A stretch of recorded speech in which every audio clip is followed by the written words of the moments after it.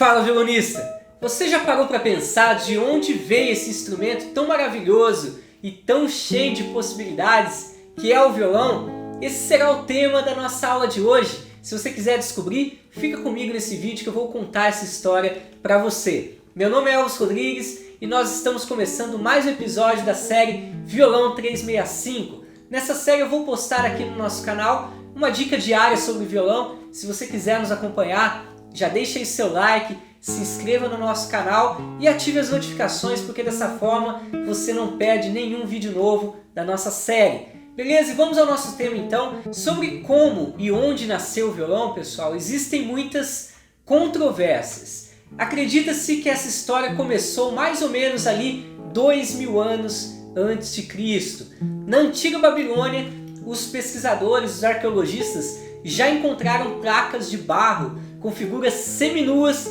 tocando instrumentos musicais. E esses instrumentos eram similares, bem parecidos com o violão atual, como nós conhecemos hoje. Esses registros eles são do ano 1900, 1800 antes de Cristo, né? Uma das teorias é que o nosso instrumento tenha sido derivado do alaúde árabe e tenha sido levado para a Península Ibérica durante as invasões muçulmanas. Isso por volta ali do ano 710 a 713. Nós estamos falando da Idade Média, pessoal, certo? Esse é um alaúde árabe e esse é um violão. Observe que existem grandes diferenças entre eles, certo?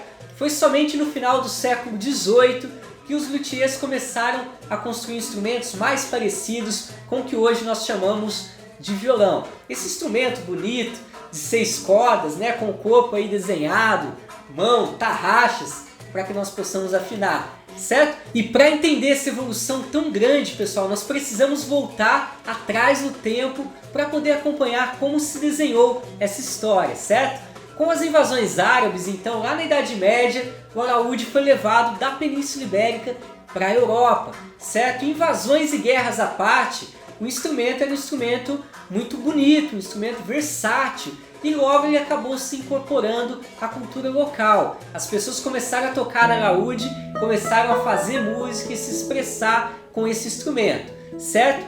No período renascentista, o alaúde, que já tinha se espalhado ali por toda a Europa, ele se popularizou ainda mais e começou a ganhar protagonismo entre os instrumentos de cordas dedilhadas. E mesmo com toda a fama do alaúde, os espanhóis eles não queriam ser representados por um instrumento que era tão associado à cultura árabe. Eles queriam algo mais autêntico, algo voltado para a sua própria cultura. E então eles criaram a sua própria versão do alaúde, nascendo assim a vihuela, que é um instrumento com a mesma afinação do alaúde, porém ele tem esse corpo no formato de 8 e com a mão plana, como é a mão do nosso instrumento. E após a vihuela, nasceu um outro instrumento que era bem parecido com ela, mas que tinha uma afinação mais parecida com o nosso violão, que foi a guitarra renascentista. Ela recebeu esse nome porque ela foi criada exatamente durante o início do período renascentista, que na música aconteceu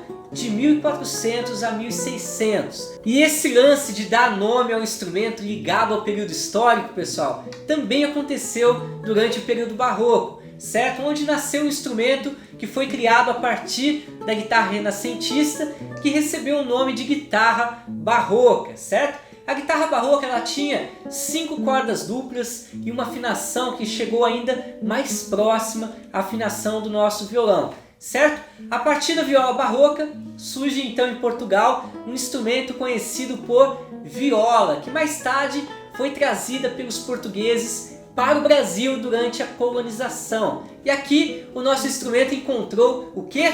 A criatividade do povo brasileiro, que começou a construir instrumentos com madeiras nobres, madeiras nacionais, certo? E aqui no Brasil a viola foi chamada de tudo que é nome.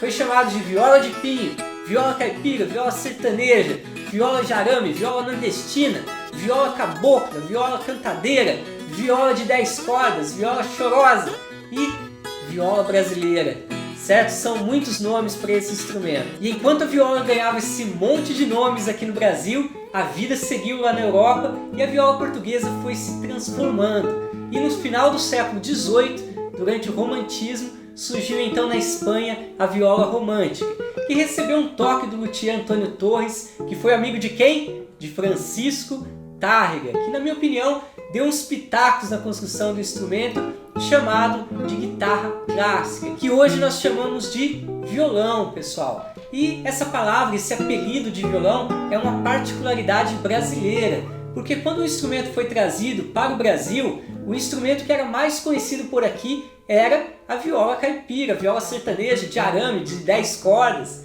certo? Aquela viola que tinha um monte de nomes. E quando chegou esse instrumento, com o mesmo formato da viola, porém com o corpo um pouco maior, alguém pegou e falou: isso não é uma viola, isso é um violão. E assim ele ficou conhecido aqui no Brasil, certo? No resto do mundo, o instrumento é conhecido por guitarra clássica ou então guitarra acústica.